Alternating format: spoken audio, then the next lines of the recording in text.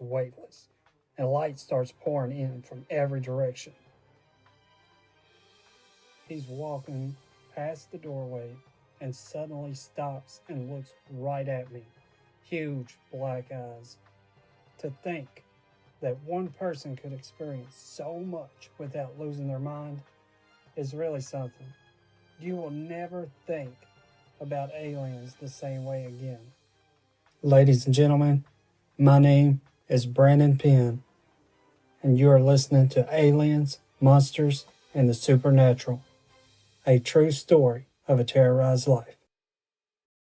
Trying to do this, I want to go ahead and get another chapter out.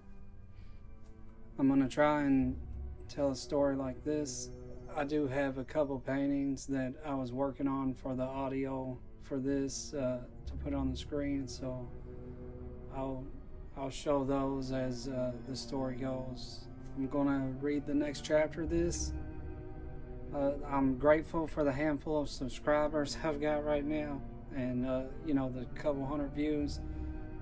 If this gets any traction, it might make me put more focus on this, because I do have a lot of stuff that I'm doing, and I wanted to animate this whole story, or give some animations, and that has just been taking so long for just little old me to try to animate all this stuff. So, but this will be the second chapter of this. I might talk a little bit about it after I read the chapter. So here we go. Aliens, Monsters, and the Supernatural. This is a true story of a terrorized life. I experienced it firsthand. Most people whom are curious about these types of events may already know that often extraterrestrial encounters of the so-called fourth kind one might have as a child are often not encounters with the typical big-headed, little gray-bodied aliens, but instead an encounter might be something that has been taken from the child's imagination, or something taken from popular culture and then projected onto the entity. In my case, I will, and always have, called this being the Little Monster. I obviously know what the Little Monster was now, but for the sake of the experience, I will not be revealing this until later. I also find it interesting upon looking back on these memories of my Little Monster and seeing how close in similarity this monster was to the monsters in the 1989 hit film Little Monsters. The film's debut almost matches the timing of the visits from my Little Monster. However, keep in mind, my family lived in poverty, and it would be years after the movie came out before I would have the opportunity to watch it. I have just realized the similarities of my Little Monster and some monsters in the film. I do have explanations for this, but I don't want to give anything away early on. The topic will be revisited once again. I feel it is important that we have no biases from my beliefs throughout my life up until my beliefs now. It is imperative to get the whole story, and I don't want to lose anyone because our beliefs are different. I have no intentions of convincing you of anything or changing your belief system. I just want to present the evidence and let you decide. The 1980s were not very special times. I think they are recognized most for producing the group of people known today as millennials. But the generation before the millennials would be all my siblings. My oldest sister is the only one of my siblings I know of to have had an equal share of torture from the supernatural. However, that is a whole other story that I'm sure could fill its own book.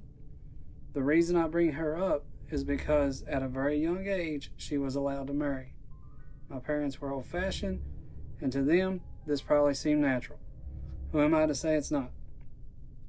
I am simply implying that society has greatly changed since my sister had her wedding.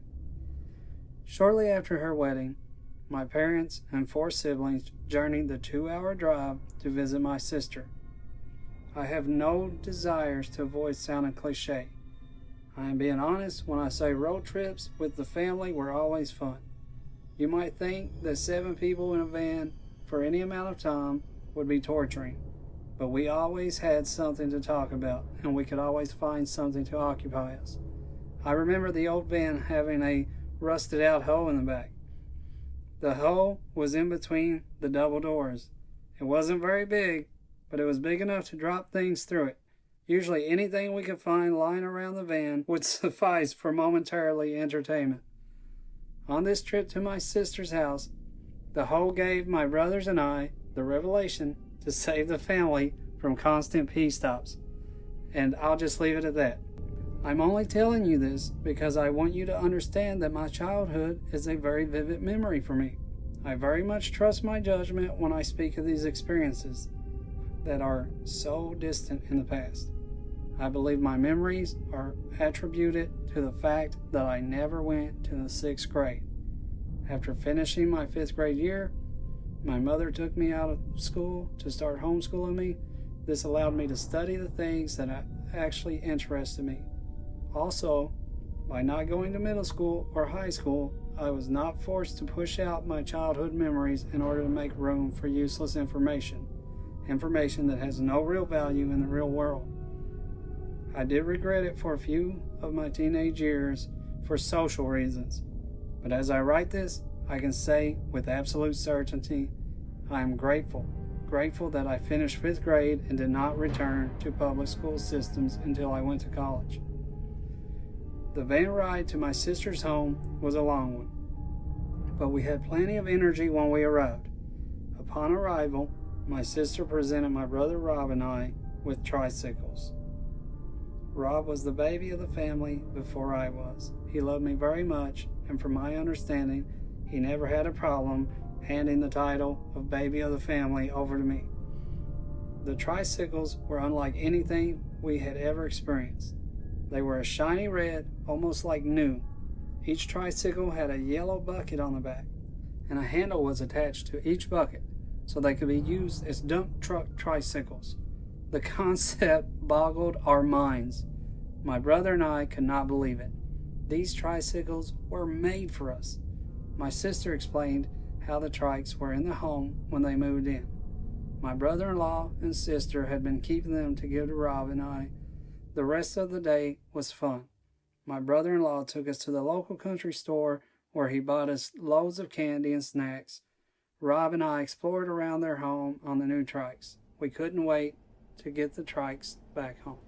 After supper, everyone begins winding down, and it was time for bed. My sister gave my parents her master bedroom to sleep in. Of course, I climb in bed with them. I'm always more afraid sleeping at someone else's house than at our own. At some point I wake up. It's the middle of the night. When I open my eyes, my sight doesn't change. It's pitch black. As my eyes blink, there is no change in the light spectrum. I lay here for a while awake. The silence is chased away by an occasional squeak or yawn from the other rooms. The bedroom sits at the end of a long hallway. I feel like something is in the hallway. Someone could still be up, I guess. But it's pitch black. What are they doing in the dark? I think to myself. I feel a flush of relief when my mother wakes up to go use the restroom. The master bath is only feet away from the bedside. I know as soon as she turns the light on, I will use it as an opportunity to take a look around the room. It will ease my tensions, and hopefully I can fall back to sleep before her. It seems like the perfect plan at the time, but it may be the thing that changes my entire childhood. My mother stumbles to the bathroom. I sit up in the middle of the bed. In just a moment, light will come seeping into the bedroom, and I'll get a look at everything. I hear my mother open the bathroom door. Light from the bathroom races across the foot of the bed. I can see everything in the room so clearly, but my eyes are fixed at the foot of the bed. I am frozen with fear and plain old blatant shock. The monster whom stares back at me seems as surprised as I am. I can tell by the gasp of air it sucks in. It's frozen in running position. It seems to have been making a run for the hallway to my right, but was caught off guard by the light exposing it from behind. I can sense right away the monster is a young male. He has his right hand in the air, balled up in a fist. I see his left arm behind him. I assume he's short because the common bed height reaches his elbows. His husky body is facing the hallway. His head is facing me. He is wearing what looks like a blue long-sleeve shirt. His eyes are too big to comprehend. They share the similarities of human eyes, but they are the diameter of a soup can. He has large brown irises with eye whites that are overwhelming to look at. It's all happening so fast, yet it feels like I'm frozen in time. The creature is at the foot of the bed, so close I can reach out and touch it if I want. The creature's head is the largest head I have ever seen on a humanoid. It's easily the size of a large dinner plate you would find in the dishwasher. But its head is elongated from shoulder to shoulder, like a big oval, with the points of the oval being at his shoulders. The little monster has two horns on top of his head, spread far apart. Each horn is a stub resembling tree stumps, like they are the same color and texture of tree stumps as well. Its skin has a light brown with darker brown spots scattered about its face, ranging in the size of quarters to larger than an average adult's hand. My body is tense. Adrenaline pokes at my stomach. My mind wanders as my eyes take in every detail of the strange creature standing before me. Maybe 20 seconds has gone by. The only movement has come from the monster lowering his arms and turning his body towards me. We just stare at each other. The sound of the flushing toilet snaps me out of my trance. I turn to my right and jump on my sleeping father's head. "Daddy!" I yell, almost in tears and shaking. I dig for the covers and try to crawl under my father's arm. What's the matter with you?" he asked, jolting awake. When my father's awake, I look back to the foot of the bed. There's nothing there. I jump out of the bed and run to the bathroom, meeting my mother at the door. Once we discuss that I don't need to use the restroom, she tells me to get in bed so she can turn the light off. Before I get in bed, I take one last moment to look around the room. I look at the foot of the bed. I don't see anything, but something catches my eye in the floor. I look down to see a pair of very large tennis shoes protruding from under the bed. These shoes are very foreign to me, unlike anything I have ever seen. The shoes are beside each other, facing down. The scary part is they have legs going into them. Spotted legs, the same color brown as the creature. I rush to jump in bed. My dad is getting up now. He lights a cigarette, and I am filled with relief. Just knowing he is going to be awake for a little while gives me enough security to fall back to sleep. Something that stands out to me about all of my memories is my blatant silence during and right after these events. This is a common theme throughout my life.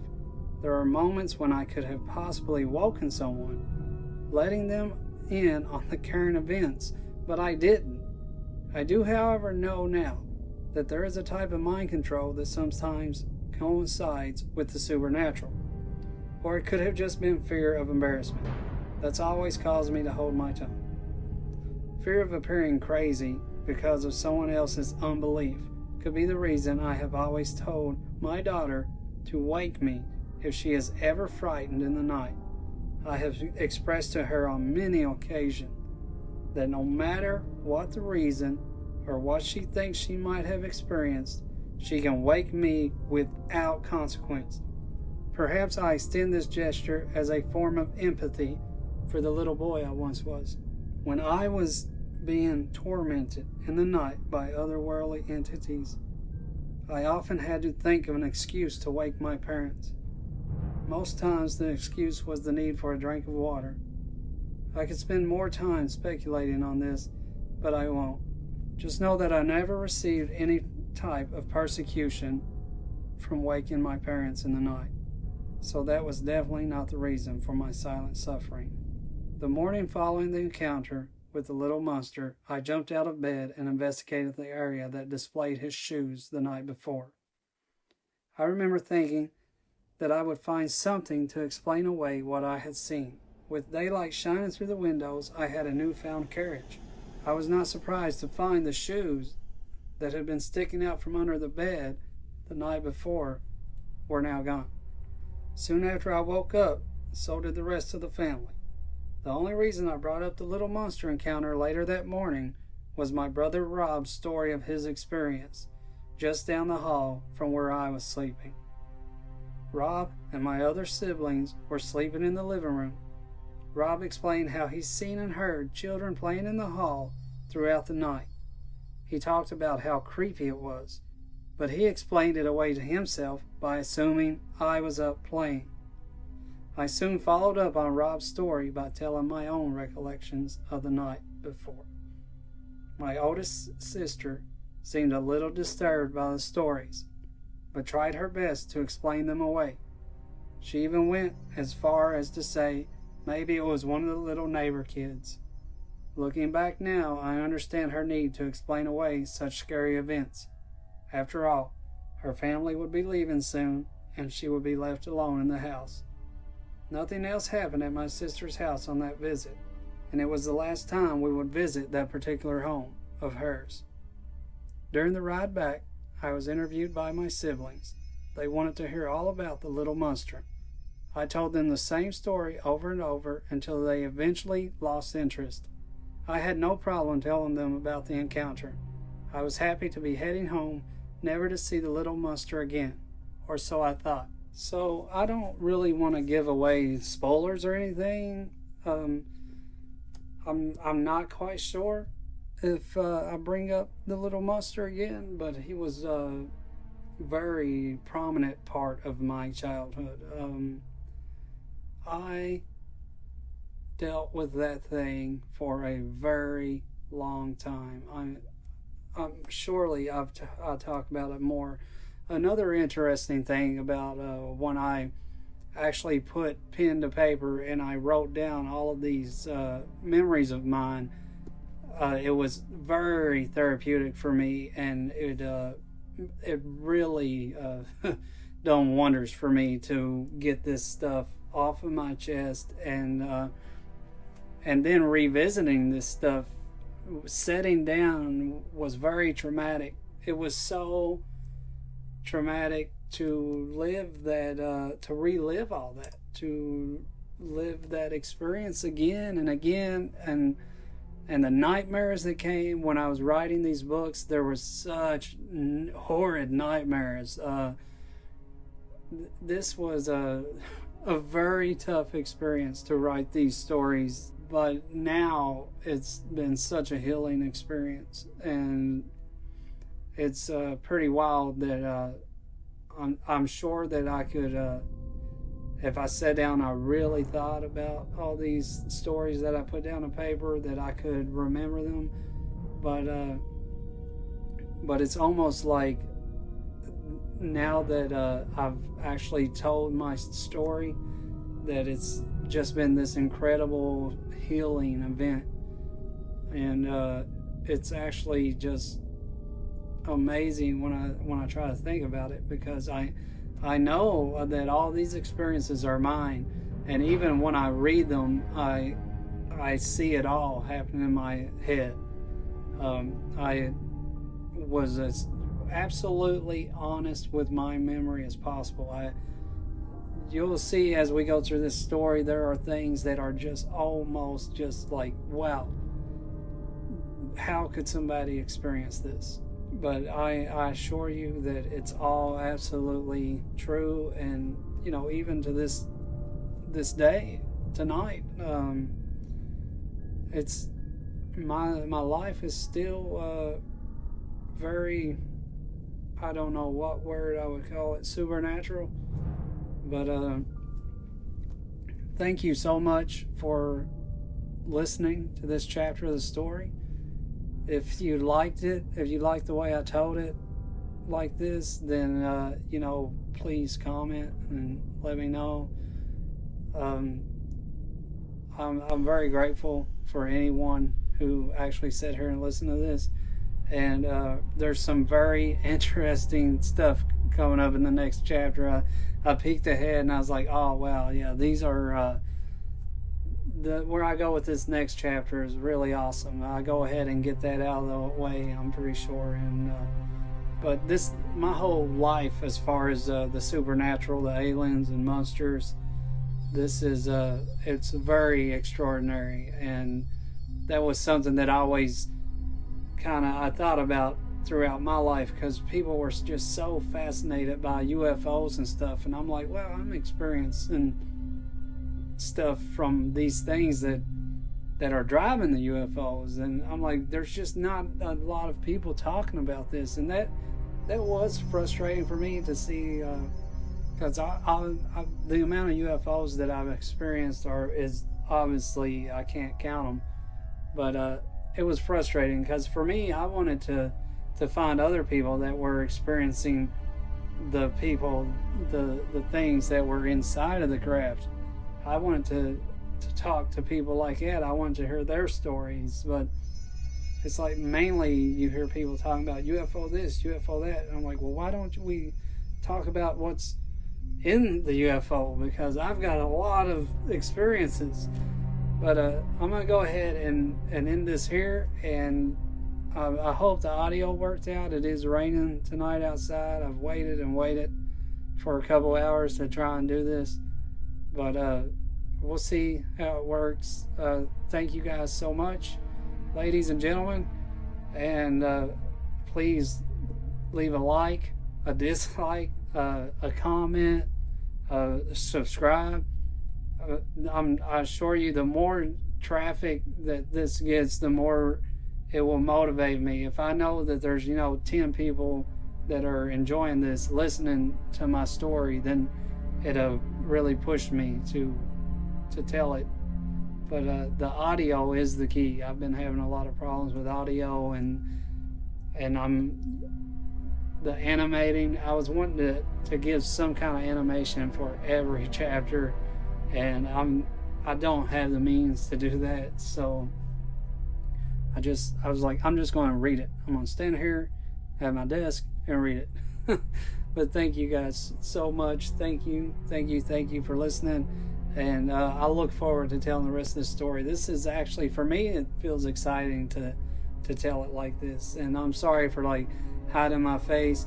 If you were to buy my book, my picture is on the back of my book, but I don't make any money off of that. I just want my story to get out. Amazon does make money off of my book, but whenever you buy my book, it's I make 1 penny, and the only reason I do that is it helps me see how many people are reading the book every month. But thank you guys so much. Please like and subscribe.